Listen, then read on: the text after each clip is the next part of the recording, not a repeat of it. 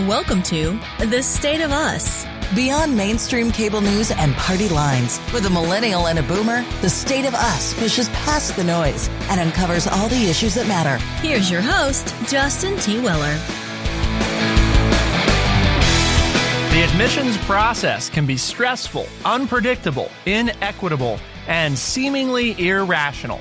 I wish I could take credit for writing that, but it's not mine. It is from the Wall Street Journal, a Saturday essay on how to fix college admissions. The race to get into colleges has generated armies of test prep tutors and college counselors, as well as panic attacks by striving teens and overbearing parents.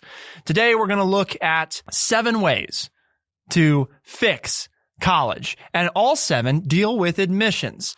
So this is not a comprehensive list of how to fix college, but it is an important starting point because, of course, admissions for most of us is the beginning phase of your college career. So today we get to dive into 7 of the ones we've selected from this college essay bit to discuss and see whether or not we agree with the author's proposals, or if we want to tweak them a little bit. But of course, we couldn't begin today's conversation without TrueChat senior historian and an educator of more than 30 years. Here is your friendly redneck liberal, Lance Jackson. I like it when you mention 7 because it makes me think of 7-Eleven. I need a Slurpee. It's awful warm today, sitting here in the home studio. So ready to talk about college application process and the admission process, huh? Yes. And we've got the one and only producer pro Bradley Butch to share in his escapades of applying for his university of choice and the process that he's been going through. Is that what I see on the notes of the show? Is that my new intro for the show? I'm working on one. That's Perfect. it. That's right. Hopefully I can add some valuable insight to today's conversation. So I'm looking forward to it. So there you have, folks. We have somebody who's just been through the process. That's right. So we're going to get some inside information. It'll be interesting to get Bradley's perspective. He'll stay with us throughout the show today because, again, as mentioned, the entire show will be spent on getting through these 7 items. I think they're going to generate some discussion. So the first thing on the list, not surprisingly, probably interesting that they made it first, right, Lance? Get rid of rankings. Rankings are one of those areas that obviously they inform a lot of how people choose and how society views different colleges and universities. The rankings that are most frequently referred to are U.S. News and World Report, and also often some of the big newspapers that do them, like the Wall Street Journal or the New York Times. So depending on the source you ask, you'll get slightly different answers, but usually they're not all that far off from one another. So the idea here is not actually to get rid of rankings altogether. Rather, the idea is to adjust the rankings. And this is, again, what's being proposed by the author. The idea is to adjust rankings to use more accurate measures of the success that schools provide you. So rather than which schools are quote unquote the best schools, using a measure of return on investment. In fact, a Harvard University economist developed a formula that helps you see which schools move you from the lowest, take students who are low income to middle or upper class income. And then you also have the government's college scorecard, which details graduation rates, loan burdens, and post-graduation earnings for specific programs. So that is the advocation of the article, is not to eliminate rankings necessarily, but to eliminate the ones we typically use and rather use these other forms of rankings. And so I think we asked Bradley, right, Lance, before you and I get too much of our opinion in here, how influential was this in you determining what school to go to in terms of the reputation of the school, right? The perceived reputation of the school and its ability to get you into a good medical program. That was very influential of my choice when deciding which school to go to, just because I do believe that there is some truth to the name behind your school and the perception that people might have once you have a degree from that institution. I just think that, now let's make an extreme example. If I go to an Ivy League school, more doors are going to open for me than if I go to my local community college. It's not that what you said isn't true. It's that, is that really the way it should be? And I think that's more of the discussion point. Is, sure, society has a perception. I think it might open some doors, but when push comes to shove, if I'm going to end up going to a doctor, the type of doctor that you are, the type of person that you are, is going to choose whether I return to you or not. And if I'm going to have a procedure done by you, I'm going to study the history that you have of doing those procedures. And so therefore, my take on this whole ranking system is it's a pile of manure because it's not necessary. You get out of college what you put into it. If you're exposed to this, most colleges and most college professors teach from the same textbook. So you're going to have the opportunity to learn the information. And then it has to do with what you do with it. That's important. I would never, ever choose anybody for anything, a doctor or to take care of my money or to teach my children based on where they went to college. I think Bradley's correct that to many people that does either open doors or people go, oh, you graduated from there? And they give you a little bit of leeway to start with because that's where you came from. However, I don't think that should be a major factor in young people choosing where they go to school. And that's why I would advocate for it and agree with the article that we take it out, that it's not that important. So, Bradley's right on as far as the way it's perceived in public. But again, I think he would have been as good a doctor or whatever field he ends up with, because I won't scare him to let him know that a very small fraction of people who go to college end up doing what they say they're going to do, especially when medicine. they go in. So, but if he stays on track and gets there and he's part of that small number that does that, he'll be good because of the work that he puts into it and the studying that he does, not the and taking advantage of the learning opportunities, not the fact of the college that he chose.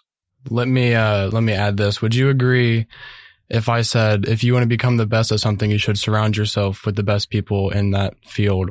Again, now, and I know Justin knows this and you don't as much. We're going to get into an argument of what the word best means. If, what is it that you're looking for?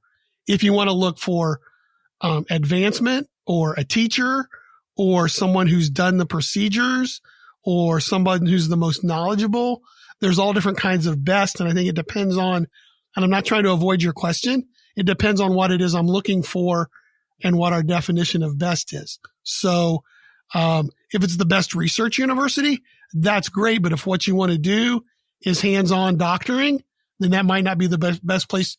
You might not want to go to the best research school for if you want to do hands-on doctoring. That would be that's the way I would answer that question. So you have to make sure that their best matches up with what it is that you want to do. And I think Lance and I have talked about a number of times too, this idea of people don't always realize that lots of college professors are college professors because they want to teach, not necessarily because they have extensive experience in that given field. I know there's certain fields where, you don't have a choice but to be that way. But I've encountered, and this is not to say that this is the case for all college professors, because obviously there's lots of them that have extensive experience in their field, but there's also lots of them that don't, other than from the academic side. Do you want to learn business from somebody who's spent their life in business, not teaching business, but been in business their whole life?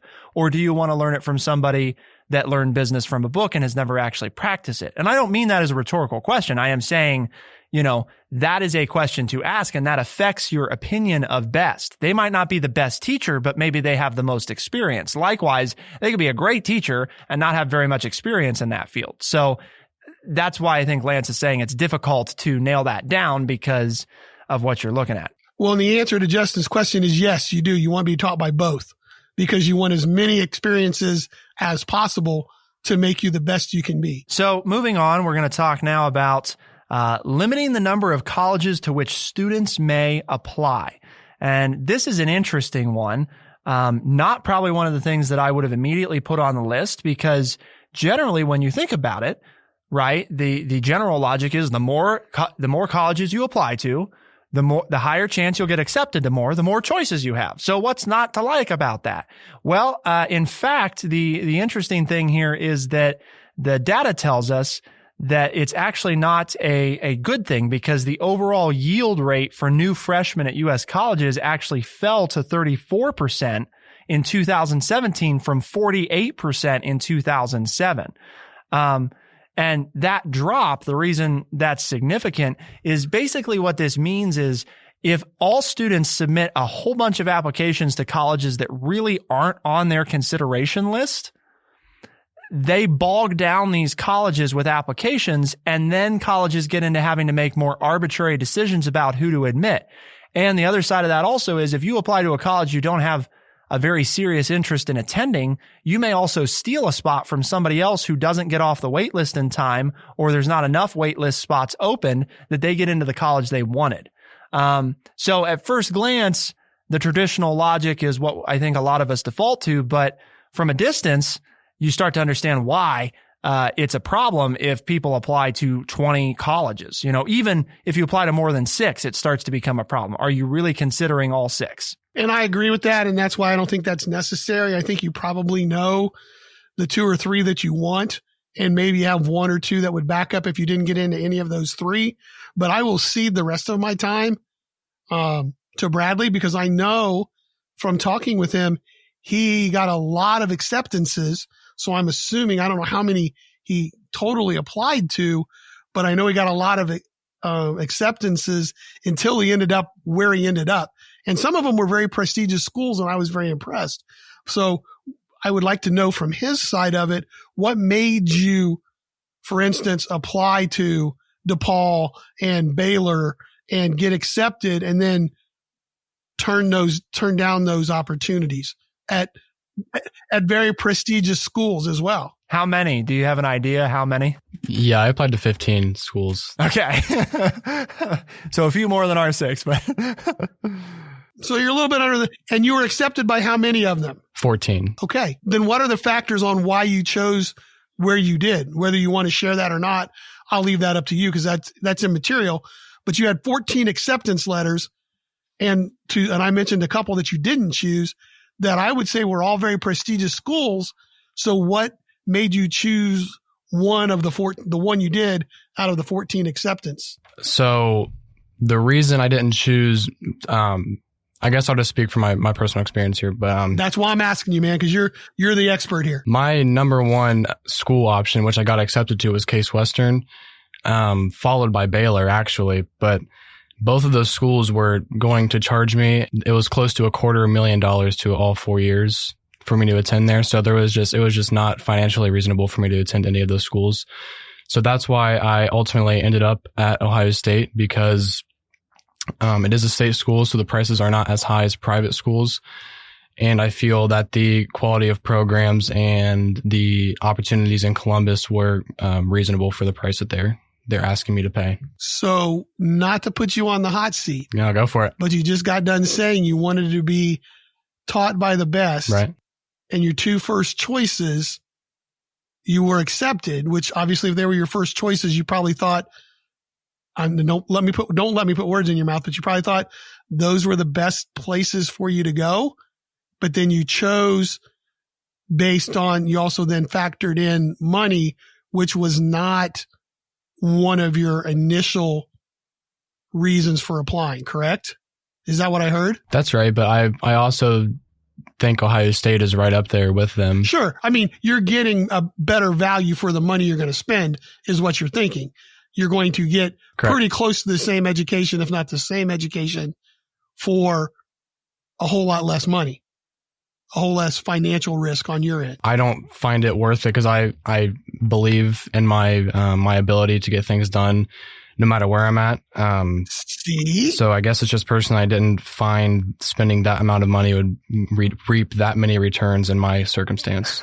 And Lance is doing the happy dance, folks. That's we're all pretty much out of time for this segment, but Lance, I think his if we could record his movements here and just play them for people, that would show everybody that. I agree with you, Bradley, 100%. You will get out of it what you put into it and your skill level and your work ethic. So a wise choice. We've got more to talk about here. Should we rethink recommendation letters? What about blowing up the essays that are oh so important to those college applications? We're also going to talk about college athletes. Should they get the leg up they have? And several other points. All of that and more to come. Keep it here on The State of Us, and we'll be right back.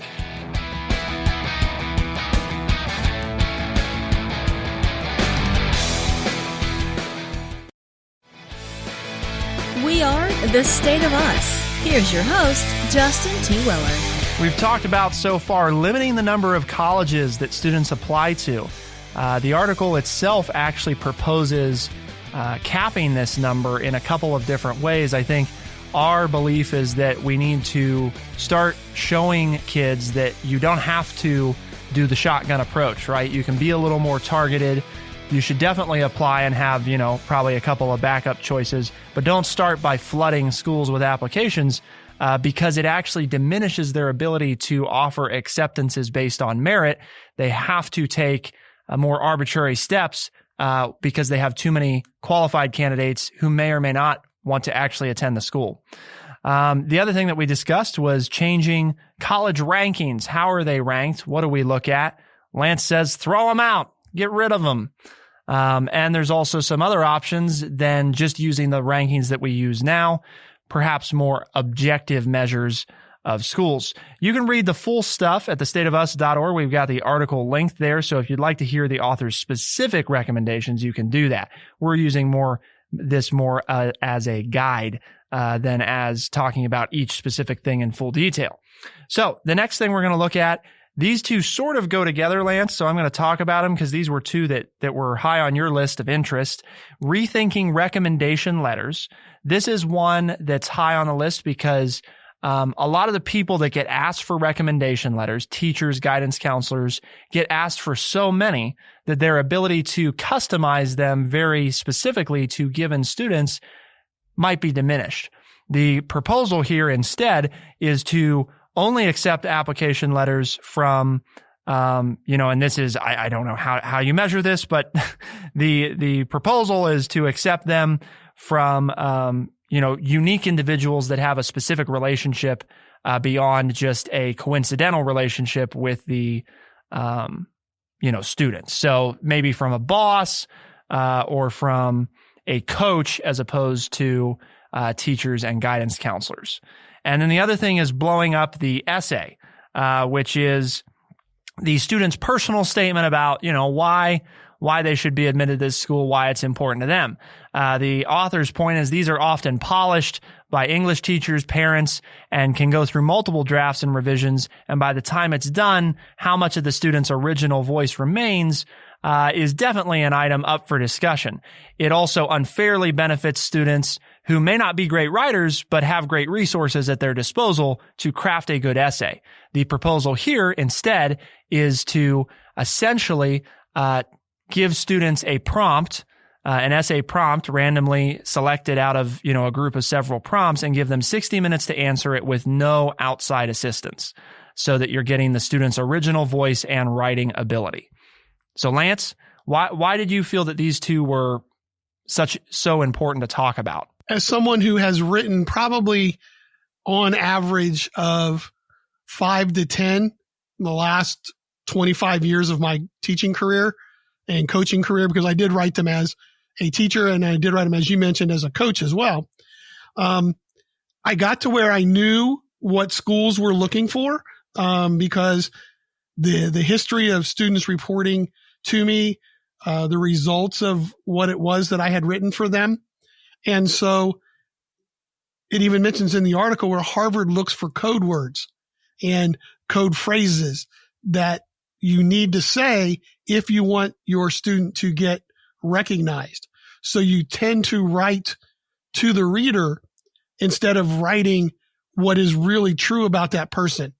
And what you have to say about that person might make them very, very successful at that school. But if you don't word it in such a manner as it catches the attention of the school that's reading it, then the student is being done a disservice. So again, it's kind of like insider trading to me. It gives a little bit of help to those students who are taught or coached by people who have a history of doing this and know what they're looking for. As far as for the essay, it's spot on. If your school thinks that writing is an important part of the admission process, then set the students down and have them write for you and have them do it independently so that it's just their writing. Because if a student is smart, they're going to go to their teachers or to their mentors, or the parents, again, have money. They're going to sign up somebody to help them write the perfect essay so that they get noticed. And if that isn't important to you, then you should just have the student do that. At least Lance and I think Bradley's on the same page with these two.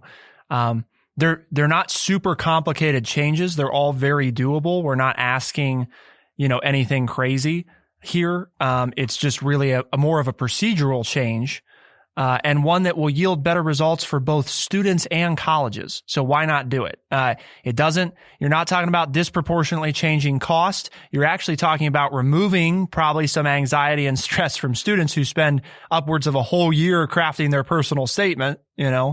You get something that's more authentic, which better informs colleges about the students they're picking and better serves the students, because that way colleges aren't picking them if they're, again, like Lance said, writing to the reader instead of writing to the prompt and writing about who they are, which is what you should want to do. And then find a college that wants that, not a college that you can sell that you're the right thing. So are you on the same page there, Bradley? I would just like to add, I don't think it's a bad idea at all. I think it's very interesting, but that's not the way we're taught to write. We're taught to come up with an outline, come up with a first rough draft, and then review it with the teacher, and then come up with our final draft.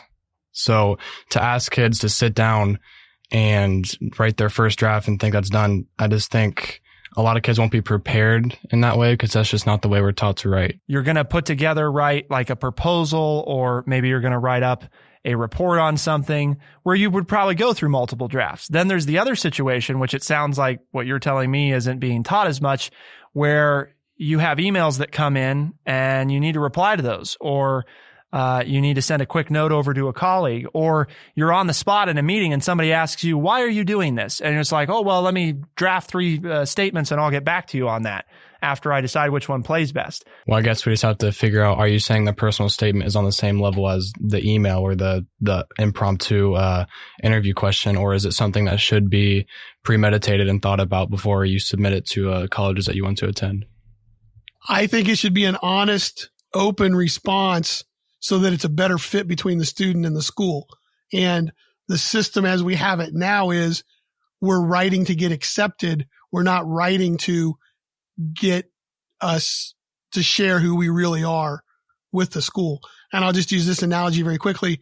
My dad always said in an interview, be honest, because if you're fake in the interview and they hire you, they're going to find out very quickly that you're not who you stated you were. That you're right. You're exactly right, Bradley. That is the way it's taught. And while that's not bad, maybe we need to make sure students can do what Justin said as well. And that is think on their feet a little bit when they're under the gun and come up with something that's better than average. See, one thing that I think that's gone away that I was fortunate to still have the opportunity to do is in-person interviews for college admission. Those are practically unheard of anymore, very rare. And I was fortunate enough that the college that I ended up, originally attending, I was accepted on the spot in an interview. Now, I had gone through the typical application process as well, but my actual decision came in an in-person interview. And for me, I was really glad that that's the way it took place, because like Lance said, I felt like the opportunity to hide things or to be dishonest or to work toward the university were not there. This is kind of the crux of, if we decrease the number of applications that people are submitting to every school, you have the opportunity to consider students more on their individual merits and personality if not so many applications are coming in. Because that's the problem, is as admissions officers, it's not reasonable to ask them to do that for every application. They just can't. It would cost a fortune if you're getting 20,000 more applications than you can accept, you cannot go through all of those and keep college affordable. So I think it's an interesting conversation. We've got more to talk about, though. Keep it here on The State of Us, and we'll be right back.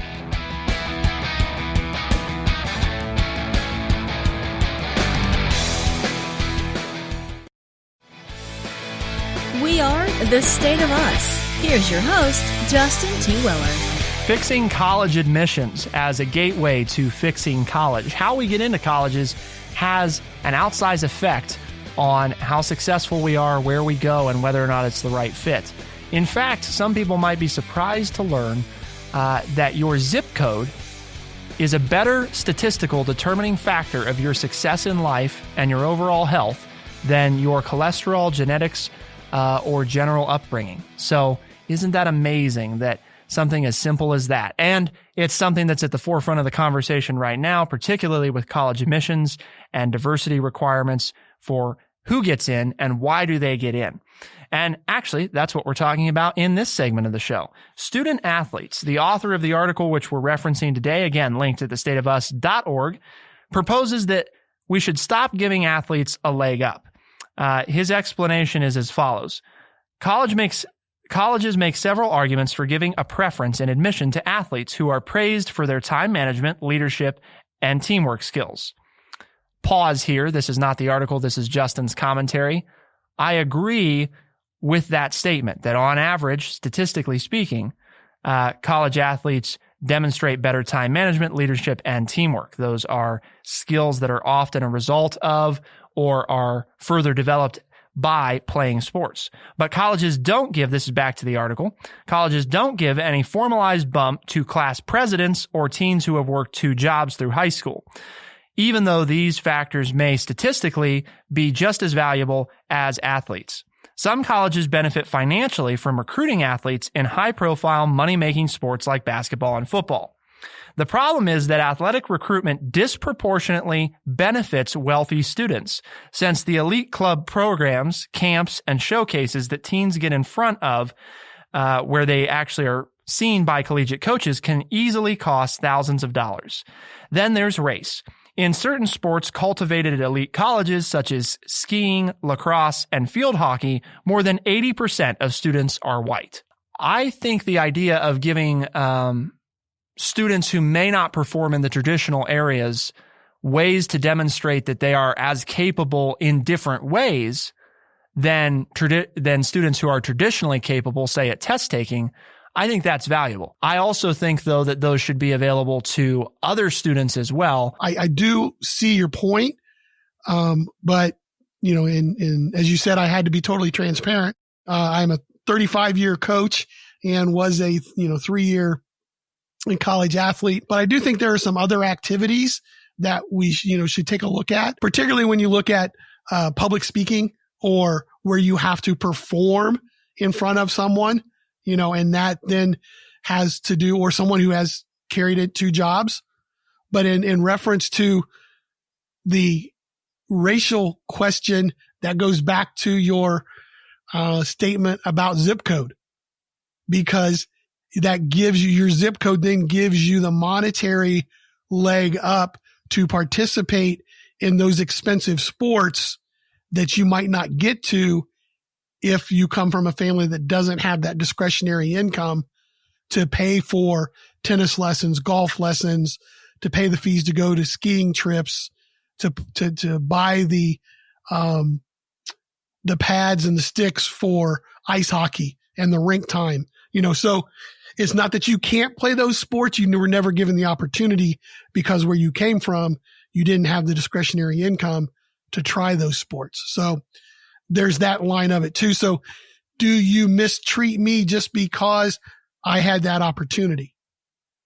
Is that, do I get graded down, or are you, and again, I think you're just saying I don't get graded down for that. I'm just treated like every other student. I'm just put in the mix. And that's not, I don't necessarily disagree with that. Yeah, I think the key, and this is kind of what Lance and I, as we were going back and forth before the show about this, the key, right, is really figuring out what the statistical indicators are in these areas so that you're not just giving, because to Lance's point, if you just give it to everybody, then it eliminates the benefit of having it in the first place. But let me ask both of you, Bradley and Lance, wouldn't the key to this, not to harken back to what I said at the end of the second segment, but it is kind of the same idea. If we reduce the number of applications, right, and we enable college admissions officers a little bit more leeway and a little bit more freedom in considering applications, then can't you let them ask more specific questions? And if we're changing the way essays are written, can't we get more honest answers from students that let us better determine, did it really matter that you were class president? And through what you write about, if your experience was as advanced as, we had 2 meetings throughout the year to discuss what it meant to be, leaders of the class versus a class president who organized multiple dances and led the class, in different activities. And, that's where you can pull that, you can extract those things if you're getting honest answers from students, and admissions officers have more time to consider applications. So maybe this is one of those immaterial ones where it's like, this can go away if you fix some of the other stuff, because then you're allowing these admissions officers to better consider students on their own merits, who they are as a student, who they're going to be for your school, as opposed to numbers on a page. I just think it's important that we give each individual the platform to speak on their leadership experiences in depth, and not just a title like class president or team captain, but give them an actual opportunity to just explain their role in that position and what they did and how they grew as a leader and as an individual during that time. I think it's an interesting point. Something that just came to mind, though, not to rant at all, I'll just mention this, but is that another thing that we do that's unfair in college admissions? Since if everybody's a leader, nobody's a leader. So why do we disproportionately value that so much? I'm sorry, but society's made up of followers. We have to have them for society to work. Everybody can't be a leader. And that's not at you, Bradley. I'm just saying, I remember that from my experience, talk about leadership because they all want leaders.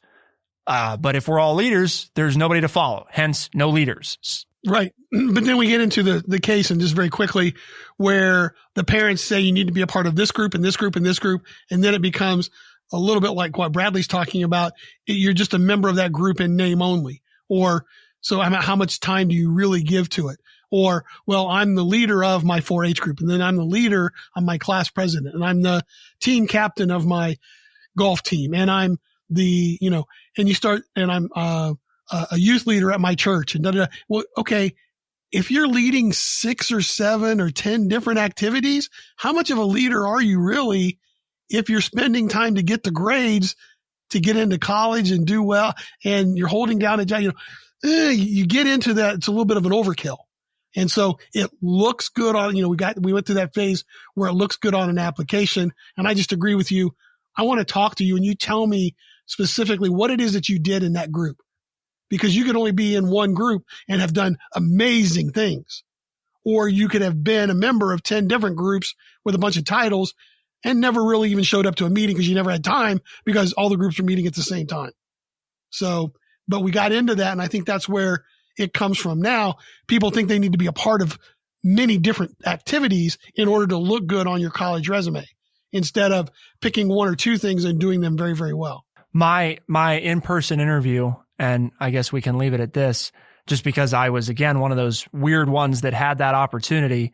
But it did. I mean, I remember it to this day. So that tells you something about it. But I'm old. Both my daughters did as well. Oh, they did? Okay. I didn't. But both my daughters, who are also millennials. Yeah. Maybe that's an age thing. I have a millennial, they're both a little bit older than you, but right. They both had that same experience where the colleges, and they didn't, and I'm not saying it's good or bad, they didn't apply to 15 schools either, but they only applied to 2 or 3 schools. So they had the opportunity then. So and that's just anecdotal. That's not scientifically proven at all, but just anecdotally, both my daughters had, personal interviews as well. But anyway, go ahead, share with what you were going to say. I would just say applying to 15 schools was completely unnecessary, but Stand up for yourself, Bradley. You don't have to cave in. That Go sums ahead. up the whole show. You say, by God, everybody ought to apply to 15 schools. no, it was completely unnecessary. But on the interview point, I actually did go to 2 interviews. Really? Yeah. Good. Now, did they give you a decision? No. At the end of okay. But I got accepted to both of those schools. So you interview well, right? You interview well. There you go. Maybe. No. Or his numbers were good enough they offset the bad interview, right? It's all about the stats that the colleges can report. So, hey, he's not any good at this interview business, but he's got good stats. So we're going to let him in. Well, another interesting thing is on my application at the schools that I interviewed at, all they ask you is to check mark a box if you had an interview. Interesting. Okay. So they just want to know that you did interview, I feel like. Because it adds another layer. Right. They don't care about how the interview went. They just wanted to know that it happened. Because it says something if you're willing to go to the interview. We don't care how you did in the interview, just the fact that you wanted to go. I'm sure that if it was entirely negative, it wouldn't help you out. But interesting. Yeah. Well, the conclusion of mine, Lance, was that it was about a 45-minute interview. The first question and basically the single topic that was discussed was, what do you think the most significant thing you've done so far in your life is?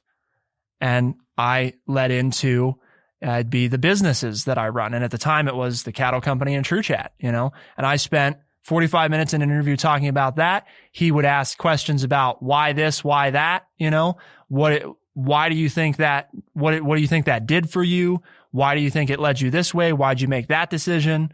And by the time it was over, based on your answers and our experience here, we can offer you, admittance to our school. And here's the scholarship that we can provide, So, and I'm not saying that's the perfect example, but I am saying I do think there's something to that because I can remember it to this day. That was it was a very defining moment when you had that opportunity, both from you knew they wanted to know about you and you knew those things had an impact on their ability to offer you a spot. And I think it's something that unfortunately we're missing a lot of. So hopefully we've talked about some stuff today that gives people things to think about, right? About how we could change some of this. I don't think any of it's crazy complicated either. I mean, that's the good news. No, this is pretty simple is turning stuff. The system on its head. Right. So Lance, but why are we doing this? Why do we take time to talk about college admissions? Well, because our mission here at True Chat is to educate people by providing honest, open, and respectful conversations. And I think we've done that today. If you agree or disagree, please let us know. And you need to tell your friends and your workmates and everybody else to listen to us if you like the show, or if you say, hey, even like I always say, if you didn't like it, tell them to listen and see if they agree with you or not. But if they say, well, how in the world do I find the State of Us? Well, you can find us on Spotify, Stitcher, Apple Podcast, and anywhere else fine podcasts are found. Go to thestateofus.org. You can find all those ways Lance said to tune in. And of course, we got links to all the books that we cover on this show, articles, and more. You should read this full article. I think it's interesting. That's why Lance picked it out. So be sure to take a look at it. For the State of Us on True Chat in Urbana, Ohio, I'm Justin T. Weller. And I'm Lance Jackson. Special thanks to our producer, Bradley Butch, for joining us on today's show and for doing the masterful editing of this program. Thank you all for tuning in. You're why we do this. We'll see you next time. Be the change.